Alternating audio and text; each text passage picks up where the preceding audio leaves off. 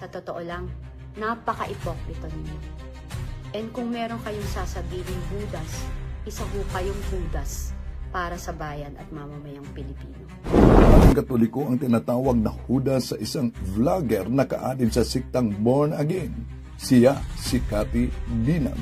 Ang mga tao humusga, 18 senador, ang mga Judas na mukhang alagad, ngunit ang kanilang mga kilos ay balasubas. Lahat naman ho tayong makasalanan, pero ang nakakaya, yung isang pare na kung makahusga at makatawag ng Judas, kung makapagsalita, mas Judas pa.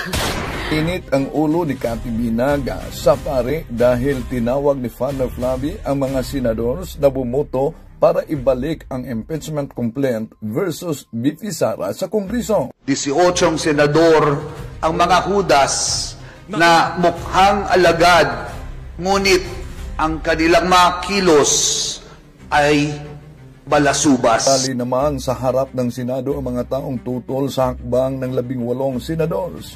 Nasaan na daw ang katotohanan sa confidential fund ng Vice President? Pero parang hindi matutuloy ang impeachment at maraming nalulungkot sa pangyayaring ito.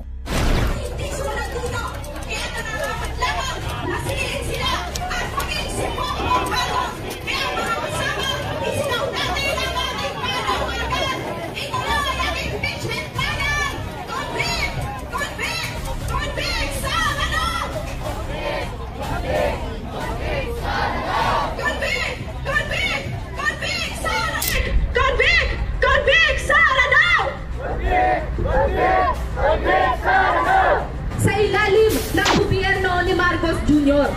na kinakabit nila sa lahat ng produkto sa gobyernong ito. Pero anong ginagawa ng mga politiko, lalong-lalo na ni Sara Duterte, na pamilya ng mga politiko dito sa ating bansa? Walang iba. Napakarami po ng ninakaw ni Sara Duterte. Kaya dapat pong protestahan natin itong Senado. Walang iba kundi itong usapan ng mga trapo, itong negosasyon ng mga politiko. Linisin! Linisin! Linisin! Atakas kaya sa impeachment complaint si VP Sara Duterte? At uminit ang ulo nitong si Cathy Binag, isang born again, dahil kay Father Flavi. Pero may kontrahan yata dahil una, tudong dipinsan niya ni Pastor Apollo Kibuloy. Kahit daw di niya kilala lubos si Pastor Apollo Kibuloy.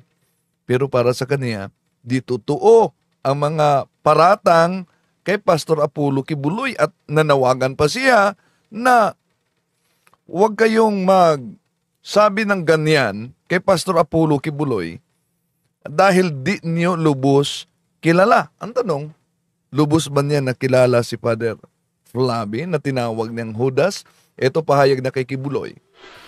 Hindi ho ako malapit kay Pastor Kibuloy.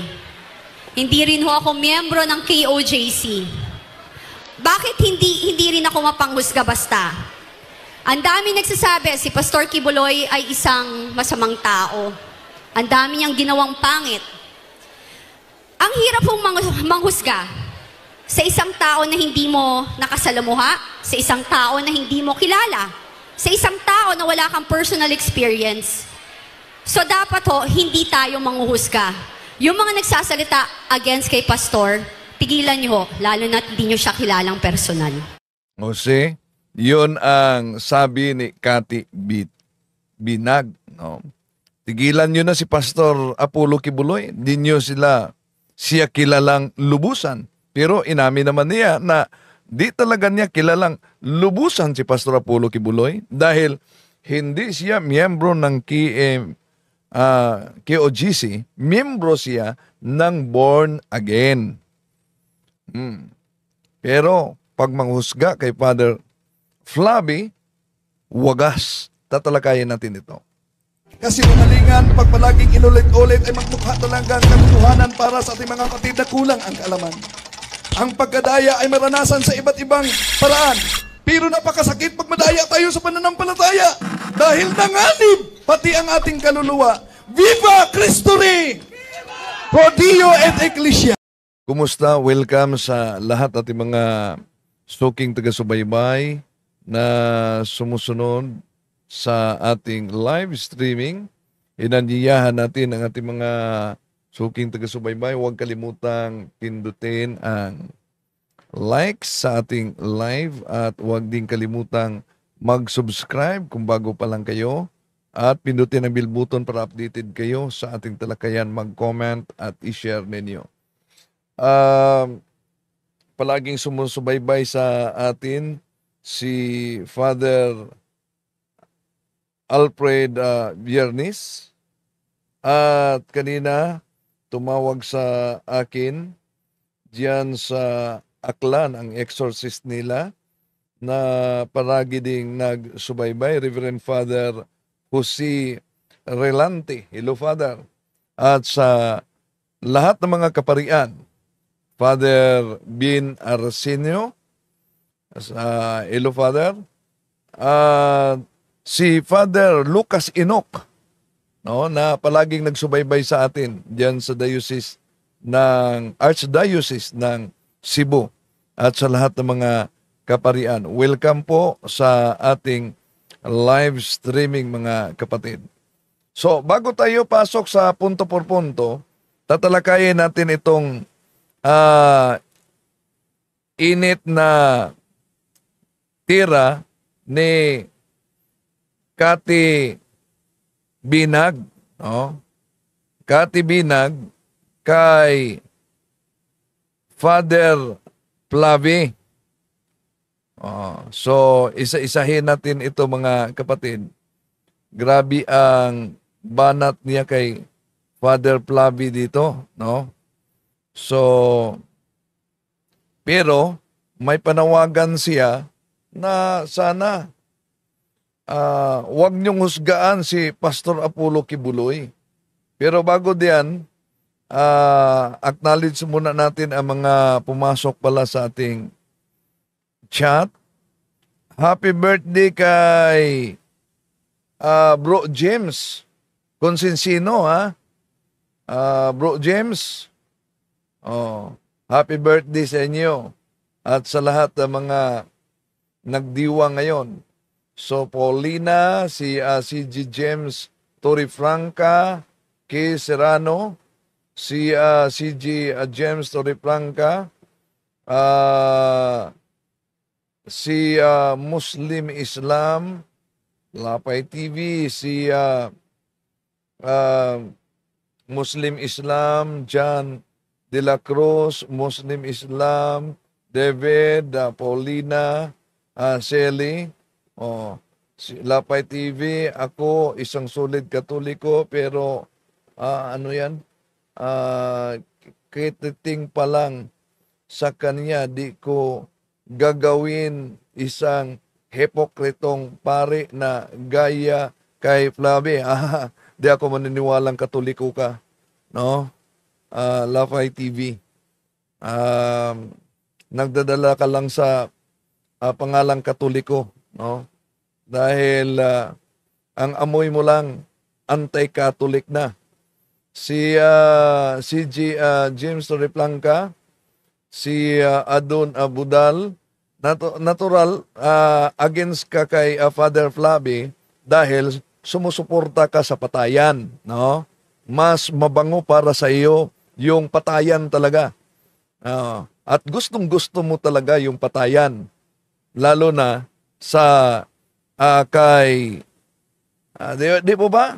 Sangayon ka ba sa sabi ni Duterte na lahat ng mga sumusuporta kay Duterte, sabi niya, sasama ko kayo sa impyerno. So, pabor ka ba niyan na sasama kay Duterte sa impyerno? So, okay. Sa lahat nating mga kapatid na sumusubaybay sa ating live streaming, no? Welcome sa lahat. So, di na kayo magtaka, noon pa man yung Lafay TV na nagsabing katoliko daw siya, pero maamoy mo naman kung anong ore, di ha? Oh. Dahil kung talagang katoliko siya, kilala ba niya si Father Flavie na tinawag niyang So, diyan pa lang makilala na natin mga kapatid. Okay. So, isa-isahin natin itong banat ni Miss Kate. Na una, ito kasi. Ang mga taong humusga, 18 senador, ang mga hudas na mukhang alagad, ngunit ang kanilang mga kilos ay balasubas. Sila ang mga Pilato na may kapangyarihan bilang hari ng saligang batas, ngunit ginamit ang poder, naghugas ang kamay upang imbis ang hari ng katotohanan ang bigyan laya, pinili ang kamatayan at si Barabas. However, all is not lost as we condemn the actions of the 18 senators. Let us not forget the light, the sun, the brave. Merong 5 nanindigan, gaya ng mga tinukhang na naririto ngayon, nilabas ang ulo, kahit ilan sa kanila ay pinaghahanap na ng mga pulis. Naririto sila at meron pa rin tayong 5 na mga tumindig kahapon. At hindi lang sila mananatiling 5. Si Father Flavie Villanueva, self-confess siya na noon ay drug addict. No? Pero, na nakapasok na siya sa pagpapari, yon, may reparation of damage. Kaya binigyan niyang pag-asa, lalo na yung mga biktima sa pagpatay at nagsampa ng kaso at kinalinga yung mga kamag-anak. Kaya may isinagawa sila na grupo talaga. At may nasampahanan ng kaso na mga pulis at hinatulan na talaga sa korte na guilty beyond reasonable doubt, kung maalala ninyo yan mga kapatid. So, si Father Flavie, isa sa mga testamento na ang adik, pagbigyan ng pagkakataon, ay pwedeng magbago. Tulad ni Father Flavie, na inamin niya noon ay siya'y lulong sa droga. Pero, naging pare. Hindi lang yan, meron pang isang pare na noon lulong sa droga, pero ngayon exorcist na. So, meron talagang pagbabago. Ang problema lang, nitong mga gusto talaga ng patayan, no? Gustong patayan, ay huwag bigyan pagkakataon na magbago. Ubusin lahat. Patayin lahat. Yun talaga ang gusto nila na mangyari. Pero ang problema ngayon, mga kapatid, ito na. Kaya nga si dating Pangulong Rodrigo Duterte humarap na ngayon sa korte sa ICC, no? Kung mapansin ninyo. At yun, tingnan natin kung ano ang resulta sa naturang mga kaso niya. Okay, tuloy natin. Meron po tayong kasamahan dito sa harapan na makakasama nila mamaya at ating panalangin hanggang sa tuwina. Palakpakan din po natin ang ating mga magigiting na prosecutors na titindig kasama ng 5. They might have killed the poor, but then again, we turn to faith for strength. We turn to faith for refuge. We turn to our God and His mercy and healing. And most especially, we turn to God for democracy to once again reign through each one's efforts. May God bless us and bless us. Oh, sandali muna, may nabasa ako dito na si Pedro Ampo. Good bro Windel. Yan ang problema sa mga Katoliko. Kung pare ang nagsasabi, hindi ako naniniwala, Katoliko kayo, mga antikristo kayo. Okay, tuloy natin mga kapatid. Kaya nga,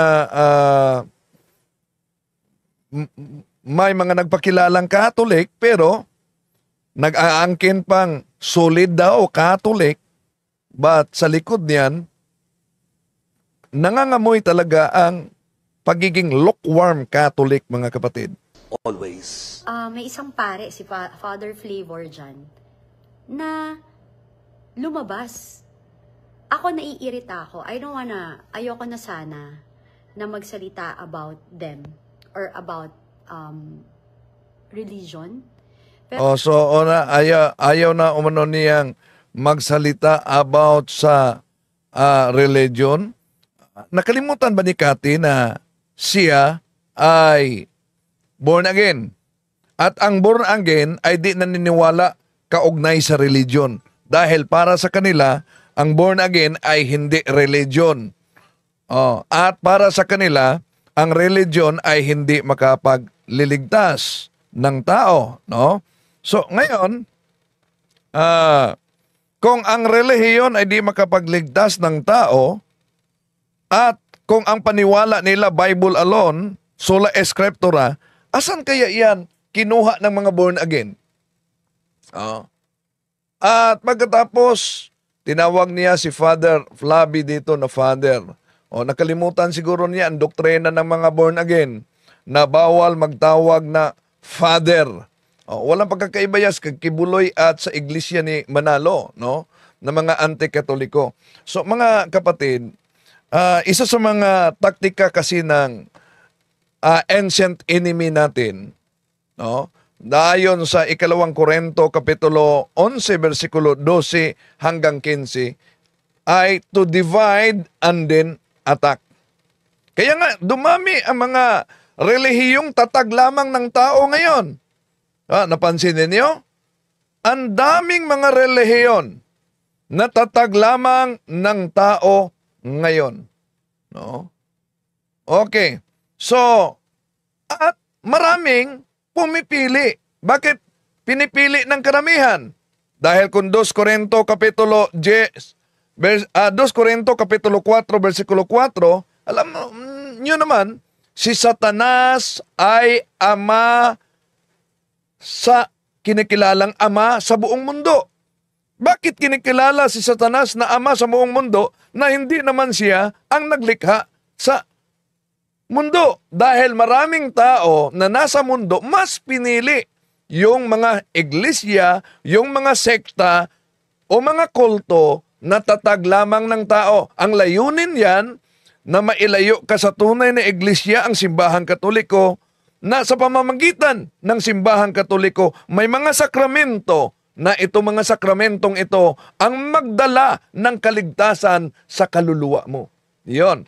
Wala na silang Mahal na Birhen Maria, wala na silang mga santo, karamihan sa kanila pag nasa ibang sikta na, abay, tumitigil na sa pagdiwang ng piyesta, pero may mga tumitigil sa pagdiwang ng piyesta, hindi pa tumitigil sa pamimista. Tuloy natin.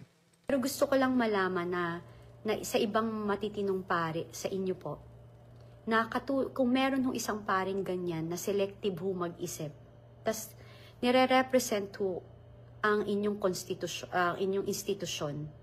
So nagiging konstitusyon na ang institusyon ni Cathy, no? Sino ba ngayon ang selective mag-isip? Di mo ba panay ang kaniyang suporta kay Kibuloy at may panawagan pa siya na kung maari, ano daw? Eto, balikan natin ang kanyang sabi. Ako ho, hindi ho ako malapit kay Pastor Kibuloy. Hindi rin ho ako miyembro ng KOJC. Bakit hindi rin ako mapanghusga basta? Ang dami nagsasabi... So, hindi siya malapit kay Kibuloy, hindi siya miyembro ng KOJC. Ngayon, ibalik natin sa kanya. Malapit ka ba kay Father Flavie? Miyembro ka ba ni Father Flavie? Di po ba? Ba't tinawag mo ng Judas si Father Flavie? Kung kay Kibuloy, para sa iyo, huwag niyong husgahan si Kibuloy. Bakit? Dahil si Kibuloy ay hindi ninyo lubos na kilala. Iyon ang panawagan niya. Si Pastor Kibuloy ay isang masamang tao. Ang dami niyang ginawang pangit. Ang hirap pong manghusga. Ayan. Ang hirap daw umano manghusga pag si Kibuloy na.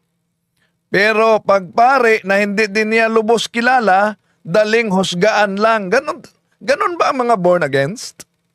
Tuloy natin. Sa isang tao na hindi mo nakasalamuha, sa isang tao na hindi mo kilala, sa isang tao na wala kang personal experience. So dapat hindi tayo manghuhusga. Yan. Sa mga taong di mo kilala, wala kang personal experience, wag agad-agad maghusga. Tanong, tinawag mo si Father Flavie Villanueva na Judas. At mas Judas pa. Kilala mo ba si Father Flavie? May personal experience ka ba kay Father Flavie? Di po ba nakukontrahan na ang pahayag mo pag kay Kibuloy ka? Kung sumusuporta kay Kibuloy, ikay isang born again. Di po ba paniniwala ng mga born again? Galacia Kapitulo 3, versikulo 8, kahit pa ang anghel bababa sa lupa, magturo ng maling aral, huwag niyong tatanggapin. Ba't sinuportahan mo si Kibuloy na self-proclaimed appointed son of God? Naniniwala ka ba na si Pastor Apollo Kibuloy ay appointed son of God? Okay, tuloy natin. Yung mga nagsasalita against kay Pastor, tigilan niyo lalo na hindi niyo siya kilalang personal. Yan. Tigilan niyo po. Si Pastor Apollo Kibuloy daw, di niyo kilala. Ngayon, ikay nagsasalita, ibalik natin sa kanya kay Father Flavie. Kilala mo bang lubos si Father Flavie? Okay. Uminit lang ang kaniyang ulo dahil didiis kasi siya. Didiis siya. Kaya daming mga isyu niyang ibinato dito kay Father Flavie. Napakapangit. Sana sa akin, kung kini-question mo yung confidential funds ni VP Sara, bakit hindi mo rin questionin yung GAA and BICAM na bilyon-bilyon ang halaga? So, sinisiguro mo ba talaga na hindi kine-question yan ni Father Flavie? At alam mo ba na yung ibinabato mo ay matagal na yang kine-question ng simbahan? Di mo ba alam? Lalo na ang may kaugnayan sa mga itong korupsyon. Ito, pakita natin yung kaugnay sa korupsyon. Mga obispo mismo ng simbahan nagsabi kaugnay sa korupsyon. Ito. The Catholic Bishop has sharply criticized corruption and persistent influence of the political dynasties in the country, urging voters to prioritize integrity and public service in the upcoming May election. Iyon ang panawagan ng mga obispo dahil iyon talaga ang problema sa ating bansa. So, ano pa ang iba binabato niya na dapat i-question daw? Di mo ba, research muna, matagal na yang kini-question kahit sa CBCP at kahit sa ilang mga obispo at mga kaparian, at ang isyong ibinabato niya, na-publish yan sa CBCP News mismo. Ang flood control. Ayan, flood control. Isa din yan na issue na yan. Matagal na yung issue sa CBCP. Ang flood control. Saan yan natin? Ito. Pakita natin mga kapatid. Kaya research naman. Catholic leaders in Albay blame quarrying for infrastructure for flooding. May detalye dyan, kaugnay din sa flood control. Ano pa? Projects na trilyon ang halaga. Bakit? Dahil hindi nyo nagustuhan yung desisyon na ibinalik sa Kongreso ang impeachment. Una, kahit nga mga eksperto sa batas, nagpahayag kaugnay diyan na ang ginawa ng ilang mga eksperto sa batas, ang ginawa ng Senado ay labag daw sa saligang batas dahil wala yan sa batas na ibalik doon. Okay, ngayon nasa uli na. Binalik na ng Kongreso. Kung tingnan natin ang nangyari sa isinagawa na yung umiinit talaga ang karamihan. Bakit? Nakita niyo ba? Muntik nang nagsuntukan sila si Senador Villanueva at Senador Robin Padilla.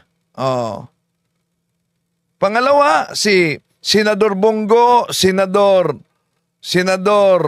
Bato, nagiging parang abogado sa defense sila.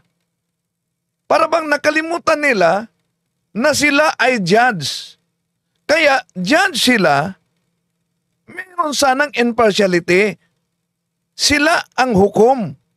So ibig sabihin, dahil sila ang hukom, sino ang prosecutor sa impeachment? Yung mga piniling abogado sa Kongreso. Sila ang mga prosecutors. Meron ng grupo na pinili na mag-represent as prosecutors. Sino ang defense? Natural yung abogado, mga abogado ni VP Sara. So, dapat ang maghain ng motion para ibasura, hindi yung judge. Sino ba ang naghain? Una, si Senador Robin Padilla. Judge siya. Imagine, saan ka makakita na yung judge mismo ang may motion na ibasura ang kaso? Pangalawa, sino pa ang naghain na ibasura ang kaso? Si Senador Bato. Judge siya. Kaya ayon sa mga eksperto, dapat ang gumagawa niyan para maghain na ibasura, walang iba, ang defense lawyers ni VP Sara. Yun talaga. Tuloy natin mga kapatid. What do you call this? Documents and kasi may mali na nakikita ang Senate. Is grabe kayong bumanat. Bakit ho kayo nananahimik dun sa issue ng flood control projects? So paano mo, anong ebidensya na nanahimik pa kung may kaugnayan sa flood control? Matagal na yung issue sa CBCP. No? At ilang bahagi diyan na-publish niya sa CBCP online ang kaugnay sa flood control at corruption kaugnay diyan. Okay, tuloy natin. Yung PhilHealth Fund? Yung PhilHealth Fund, matagal na din yung issue na tinatalakay sa mga obispo sa CBCP. Ito na-publish yan. No? Na-publish yan sa CBCP News. Caritas PH Box Petition Against PhilHealth Funds Transfer. Yan. Ano pa na issue na ibinato niya? Father Flavor, na mas bilyon na ang daming mamamayang Pilipino ang may kailangan. Ang Maharlika Funds. Yan. Maharlika Funds naman. Matagal na yung issue. Kaya research naman pag may time. Di ba? Issue yan. Sa Maharlika Funds, nasa CBCP News yan. Makita ninyo mga kapatid.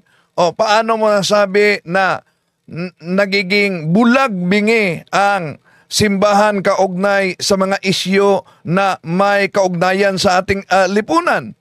Pero uminit lang talaga siya at tinawag niyang Judas si Father Flavie dahil sa pahayag ni Father Flavie na kontradiksyon at malaking kontrahan talaga sa kanyang pahayag kay Kibuloy na ibalik natin ha, huwag kayong maghusga kay Kibuloy. Bakit daw huwag kayong maghusga kay Kibuloy? Di nyo lubos kilala si Kibuloy. Hindi ako malapit kay Pastor Kibuloy. So di siya malapit kay Pastor Kibuloy. Kaya ibalik natin, malapit ka ba kay kay Father Flavie? Hindi rin ako miyembro ng KOJC. Di ka miyembro ng Katoliko, di po ba? Dahil matagal nang umalis ka sa Katoliko bilang katuparan sa unang Juan 2:18-19, itong mga taong ito galing lang sa atin, ngunit sila'y humihiwalay sa atin upang makilala na sila'y hindi talaga kasama natin.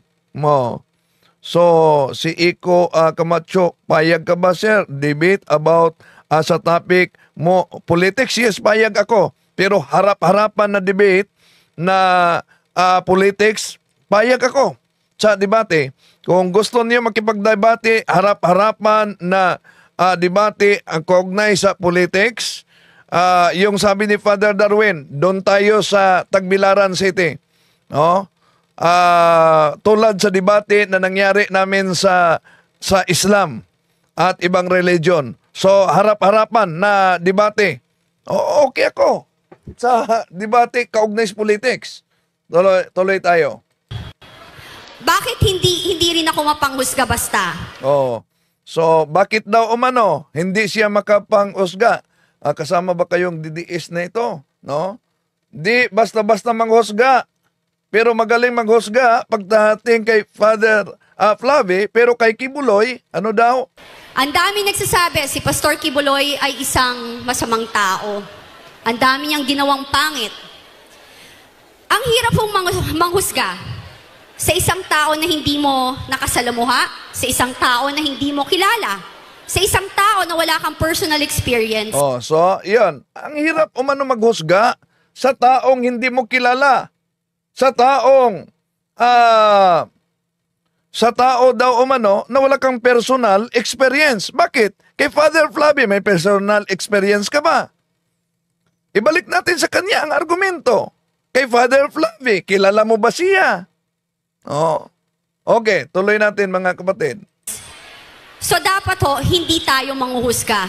Yung mga nagsasalita against kay Pastor, tigilan nyo lalo na hindi nyo siya kilalang personal. Yan ang kanyang panawagan. Tigilan umano si Pastor dahil di nyo kilala personal.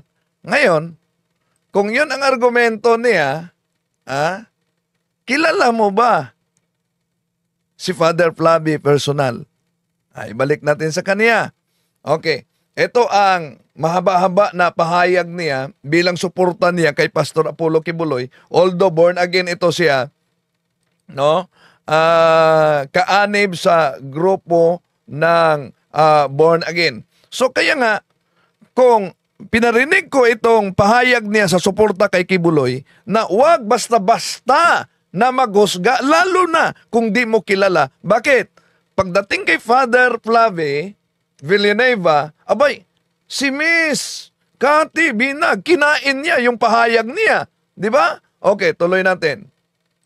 Para sa mga hindi nakakilala, ako po yung naging whistleblower at ako yung nagsabi pinagbabawal na droga ni BBM. Yan. Siya daw ang nag-expose kaugnay sa pinagbabawal na droga kay BBM. At ayon nauna na pahayag na itong si Harry Roque, ang wanted ngayon na abogado, si Attorney Harry Roque, na sabi niya may personal knowledge itong si Binag umano tungkol sa akusasyon niya sa drugs. Bakit? Dahil itong si Cathy Binag umano, nakilala ito ni Attorney Harry Roque, mga kapatid, noon pa umanong 17th Congress. Dahil Dati umano itong partner ni Congressman Tony Boy Florendo ayon kay Attorney Harry Roque. At very close sila ni Speaker Pantaleon Alvarez. Iyon ang pahayag ni Harry Roque, mga kapatid. So, etong si Abinag, sabi niya may personal knowledge umano siya sa paggamit ni Pangulong Bongbong Marcos ayon sa kanya sa tinatawag na powdery substance. Okay, kinikilala nilang cocaine.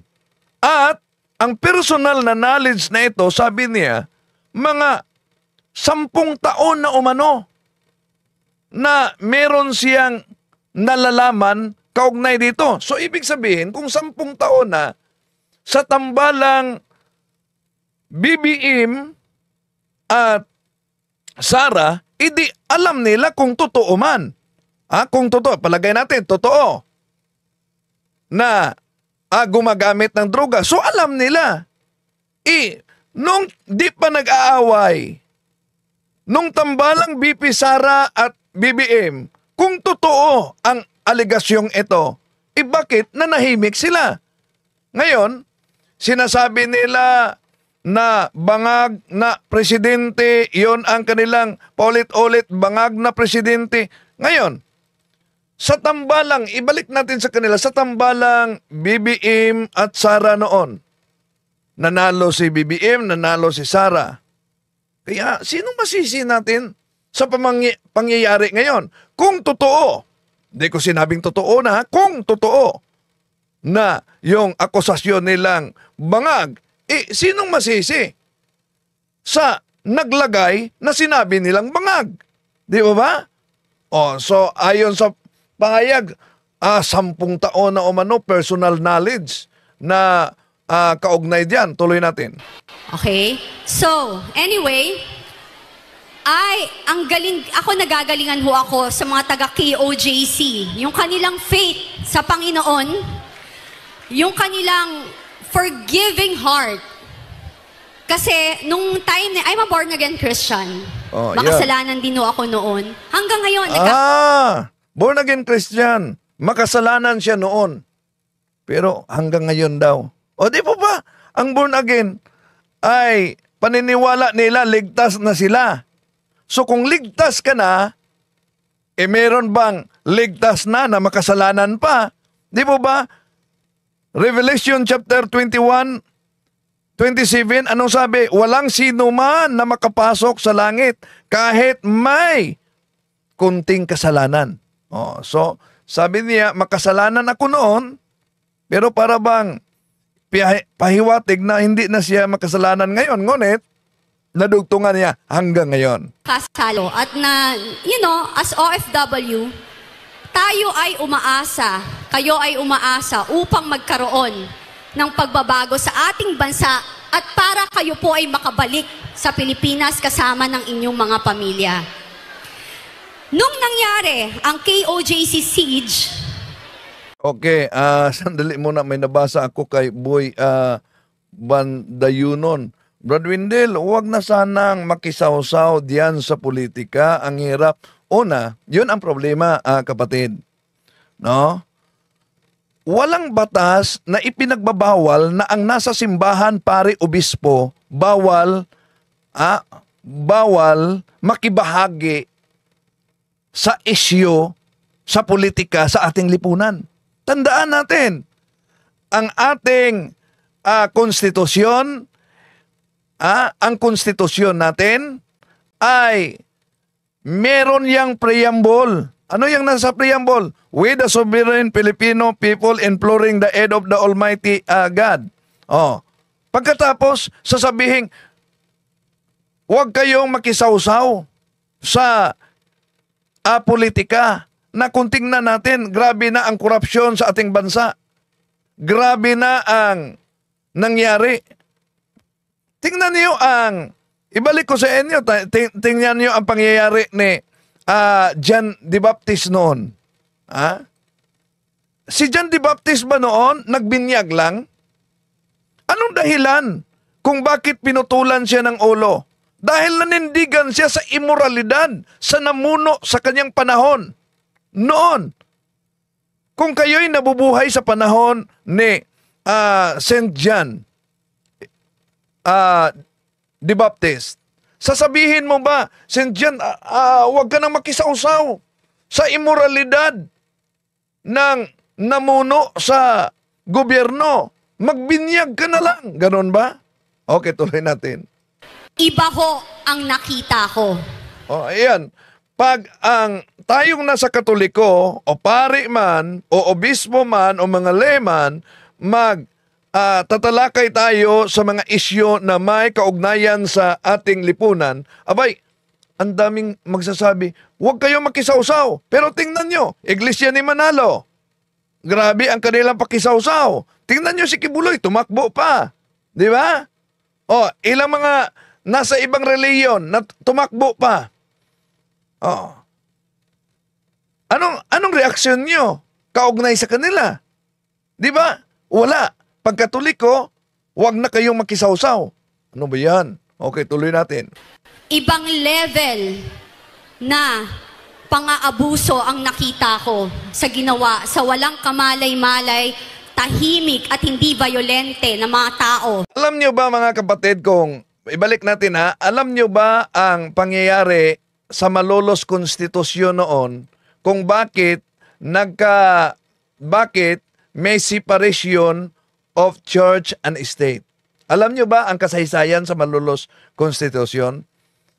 Isang malaking debate yon between devoted Catholic at mga miyembro ng Freemasonry na mga mambabatas. Bakit? Dahil sa panahon na yung Malolos Konstitusyon ay binubuo, mga kapatid, grabe talaga ang debate noon. At pinagsisikapan ng mga grupo ng tinatawag na Freemasonry na meron talagang separation of church and state. 1899 Malolos Konstitusyon. No? So, si Manuel Lopez na isang Freemasonry na mambabatas noon, sabi niya, iyon ang argumento niya, kung ipatuloy ang union between church and state, kung ang mga pari daw ng simbahang Katoliko ay mangungurap sa pera sa bayan, abay, damay ang gobyerno. Yon ang kanyang argumento. Damay ang gobyerno. Kaya si Manuel Gomez, isa sa mga nagsasabi, dapat merong separasyon of church and state. Pero si Felipe Calderon, mga kapatid, the devoted Catholic, siya talaga ang nanindigan. Dahil, una, ang konstitusyon natin may preamble na. Tanggalin nyo ba yung preamble? Ano yung nasa preamble? We, the Filipino people, imploring the aid of the Almighty God. Pangalawa, isa sa mga argumento na mula pa noon ang tinatawag na Judaism, union between church and state. Even ang grupo ng paganism noon, before the conversion of Emperor Constantine, paganism was the state official religion of the Roman Empire. And then even Muslim, union between church and state. Yeah? Union between church and state. Now, ngayon, nagsagawa ng votasyon. Votasyon na. Alam nyo ba? Isa lang, nagiging tie. Ang pabor sa 24, ang pabor sa separation of church and state. And then, union of church and state, 24. So, tie. Ang problema, yung House Speaker nila, nag-abstain. Yun ang niligawan ng mga grupo ng Freemasonry. Kung sisilipin natin ang kasaysayan, nakuha nila ang buto sa speaker. Sinong speaker noon? Si Tixon. Kaya sa butong isa lang nanalo ang separation of church and state. Yon ang kasaysayan sa Malolos konstitusyon. At yun ang palaging gagamitin ng mga anti-Catholic at lalo na sa mga nasa Katoliko na hindi naman lubos alam at pinagsanggalan lang yung separation of church and state. Na di pwede mangimasok kayo sa isyu na may kaugnayan sa lipunan dahil may separation of church and state. Pero ano po ba ang nasa current constitution sa definition ng separation of church and state? Alam kaya nila bago nila ginagamit yan na separation of church and state? Dahil ang definition ng separation of church and state ay meron lamang 3 terms. Una, there shall no official state religion. Yon ang unang definition sa separation of church and state. There shall be no official state religion. Pangalawa, the state shall not pass laws for or against any religion. Yon ang pangalawa. Pangatlo, no public funds shall be allocated for the benefit of any religious group. Yun ang separation of church and state. Sa batas natin, sa konstitusyon natin, walang sinasabi na bawal sa isang Katoliko, bawal sa isang nasa simbahan na makibahagi sa social issue ng ating lipunan. Isip-isip naman pag may time. Tuloy natin. Pag Iglesia ni Cristo, nagiging tahimik kayo. Pag kay Kibuloy, nagiging tahimik kayo. Pag Katoliko, grabe ang banat na. Okay, tuloy natin. Na namumuhay sa loob ng compound ng KOJC. Bagkus, kahit sila po ay naapi, sila po ay inabuso, at ang kanilang personal na pamumuhay or private na bahay ay pinasok, nanatili silang kalmado at sa huli nagpatawad. So nanatiling kalmado pero aware kaya si Cathy Binag nito? 60 policemen are wounded in the ongoing manhunt for fugitive preacher Apollo Kibuloy and 4 of his associates. The standoff has now entered the 6th day at the sprawling Kingdom of Jesus Christ or KOJC property in Davao. So, yun. Aware kaya siya?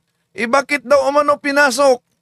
Natural, una, si Kibuloy merong warrant of arrest, patong-patong na warrant of arrest.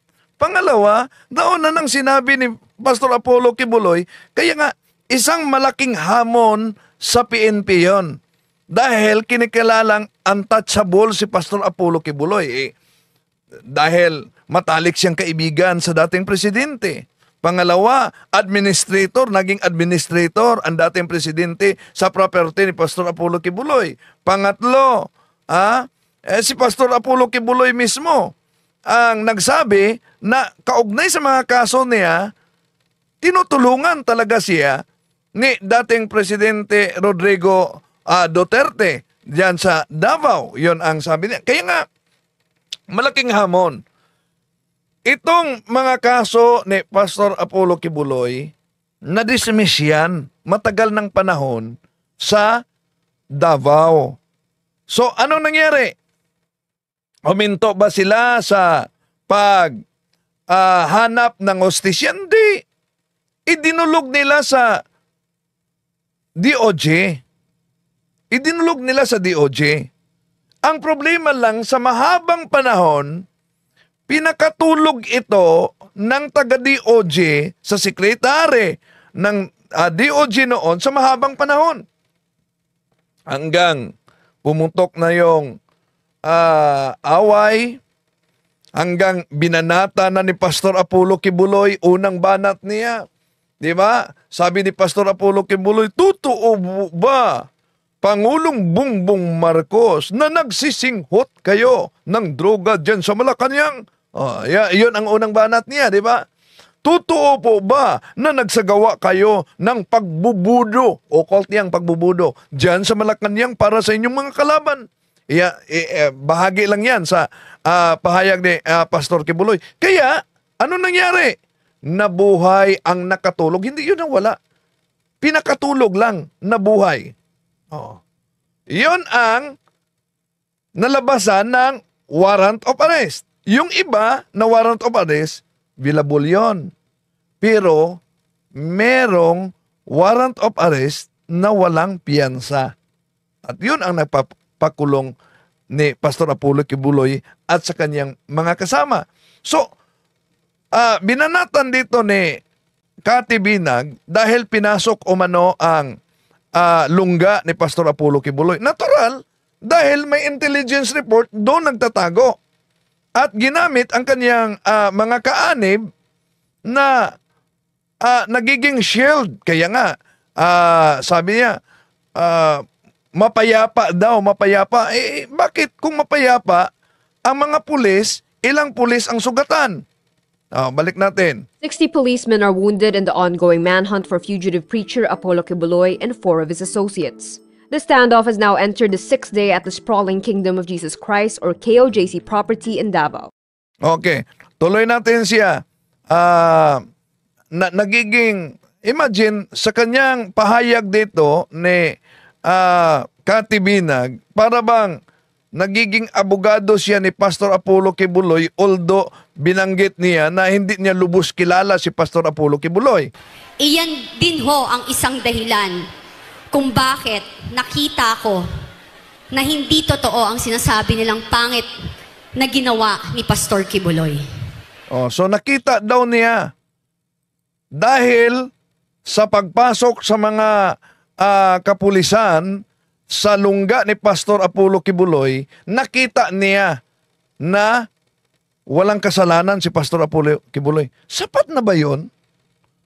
Para isarado mo yung patong-patong na mga kaso na naidulog at pinakatulog sa mahabang panahon sa Department of Justice at muling gumising, at yun ang dahilan na may mga patong-patong siya na warrant of arrest. Because nakita ko doon kung gaano kabuti ang mga tao sa KOJC. 'Di ba? Iba yun kasi 'di ba, magre-reflect kung paano si pastor bilang tao at leader, magre-reflect yun sa mga tao sa loob ng KOJC. So how about ngayon ang dating manggagawa ni Pastor Apollo Kibuloy na naglabas ng audio na pahayag ni Pastor Apollo Kibuloy? Ito'y lumabas din sa Senate hearing, di po ba? Lumabas sa Senate hearing, and then paglabas sa Senate hearing, totoo ba ito? Ang sabi ni Pastor Apollo Kibuloy, parang, pero di niya kinukumpirma. Cebuano na pahayag ito, pero tinatagalog, isinalin ng Tagalog sa kanyang manggagawa. No? Sa kanyang manggagawa, na of course, lubos niyang kilala si Pastor Apollo Kibuloy. Kung balikan natin ito. Nga naamo diya sa Amerika, kamoy akong isaligan, kay kunuhay warrior mo nga parehas na ako, mga buutan mo, mga kuyaw kayo mo, mga agi. Pagkatapos, makadungong kong report pariwani, blackmail ko ninyo. Mga yawa mong dagko. Sa akong gibati karon nga inyo. Grabe pero yung mga miyembro ni Pastor Apollo Kibuloy nagsabi, hindi yan busis ni Pastor Apollo Kibuloy, iyan. Ano sa palagay ninyo mga kapatid? Cebuano ito, na inilabas na audio sa kanyang manggagawa. Pero kung kung makaunawa kayo ng Cebuano, mabigat na pahayag ito. Nagmumura ang nagsalita. Itaya. Isa ka mali sa usa ka grupo diha, makulangan ang atong goal. Ako ang manubag ana. Ako'y mutubag ana. Ako ang nakataya ang akong pangalan, nakapirma ko aning mga tseke, nakapirma ko sa bangko. Asa ko ninyo ibutang, kadelikado sa... Oo. Kapag meron daw isa sa kanila na So, sa mga di makaunawa ng Cebuano, ito, isinali niya. hindi makadala ng goal nila, talagang nilalagay si Kibuloy sa alanganin. Kaya, yun nga, sabi niya, nagmumura na si Kibuloy. Narinig niya yung mura niya. Hindi ko na lang sabayan yung kanyang mura, pero naririnig niya yun na itong mga to ay dapat talaga, they deserve death, no? Dahil sa hindi pagdala ng kanilang goal. Akong kahimtang nga ako'y nagapirma, niya nagsalig ko sa inyo nga inyong buhaton ang inyong bulaton ingon nga mga worker diha. Bantay mo sa akong gibati karon sa mga nagapatalibagbag diyang gapabugat imbis na mutabang sa grupo, imbis makig-usa sa grupo, sila na hinuon lang nahimo mga babag sa grupo. Ang akong gibati karon dili ko niyo makita sa nawong. Pero kamong duha amot na payuban ba diri, pero kining duha, kining Judith Adasa kanay mong gihimo, dapat giurong na kagabi ba? Dapat patay na kakaroon sa physical ba? Ikaw mo. Imagine, sabi niya, ito daw si Judith Adasa, dapat namatay na yon nung gabing yun. Physical death. Imagine, dahil sa ginawa kasi nga, yung mga cheque, yung mga transaction na pinirmahan na ni Kibuloy ay hindi na-coop up yung kung magkano man yung amount na pinirmahan niya dahil itong mga workers na ito ay hindi naibigay yung kanilang mga goal. Kaya nagtataka si Kibuloy, bakit buhay pa ito? Grabe. Ayan, ito yung manggagawa ni Pastor Apollo Kibuloy sa mahabang panahon. Mas nakakilala pa ito kumpara ni Cathy Binag na isang DDS. Yeah? Okay. So, sandali, may mga nabasa din ako sa Facebook, umiinit sila. Bro, wag mo, sabi ni John Montero, John Montero, wag mo na pagtakpan ang bias sa simbahan. Tandaan mo, separate state at simbahan. Nako, yun na talaga. Alam mo ba kung ano ang definition ng separation between church and state? Bago lang natin yan tinatalakaya. Parang, ikaw lang siguro ang inosente kung ano ang definition ng separation of church and state. Pangalawa, may ipinagbabawal ba sa batas na ang simbahan ay aktibong manghipmasok sa mga isyu na may kaugnayan sa ating lipunan? Meron ba? Di pa wala, sabi niya. Catholic Faith Defender, Catholic for Divided Guro, saan ka ba talaga? Sa simbahan o sa politician? Una, talagang nanindigan ako sa simbahan. No?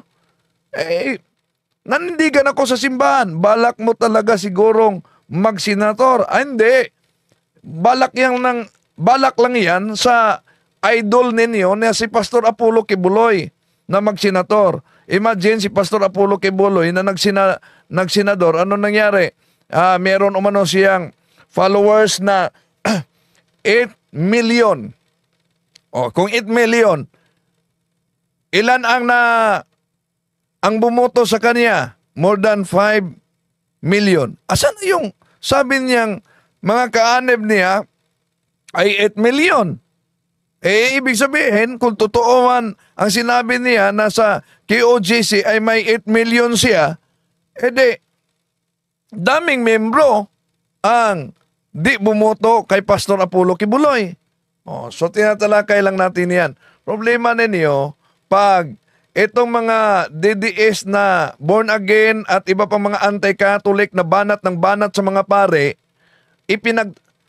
pinagtanggol pa nito mga nagpakilalang Catholic daw sila pero lukewarm Catholic. Oh. Yun ang problema. No? Pinagtanggol pa nila ang mga anti-Catholic na banat. Pero sa atin, ating tinatalakay lamang at pinakita natin mga kapatid yung mga kontrahan na pahayag nung idinipinsa niya si Pastor Apollo Kibuloy, anong resulta? Parang kinain mismo ang pahayag niya kaugnay sa pagdipinsa kay Pastor Apollo Kibuloy. Okay? So, sa pagkakataong ito, pasok na tayo sa punto por punto. May mga uminit na sa comment section So, yung naghamon, harap ba ng debate? Yes. Kahit pa yung abogado ni Pastor Apollo Kibuloy na nagsabi na handa siya makipagdebate, kung tatanggapin niya na ako ang harapin ko siya. Pero, sa tagbilaran tayo. Okay, pasok na tayo kay Father Darwin.